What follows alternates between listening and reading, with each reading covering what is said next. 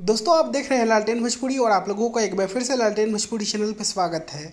दोस्तों आज खेसारी लाल यादव का मैरिज एनिवर्सरी है, तो हमारे पूरे लालटेन भोजपुरी के जितने भी श्रोता हैं देखने वाले हैं और मेरे तरफ से खेसारी लाल यादव को उनके शादी की सालगिरह की बहुत सारी शुभकामनाएं। उनकी जोड़ी ऐसे ही बनी रहे। और दोस्तों आज खेसारी लाल के शादी की सालगिरह के मौके पे भाई टुनटुन यादव का एक वीडियो आया है, आप लोग देखिए और ऐसे ही प्यार दोनों भाइयों के बीच में बना रहे, ये देखकर दिल खुश हो जाता है। तो आप लोग टुनटुन यादव की इस वीडियो को देखिए।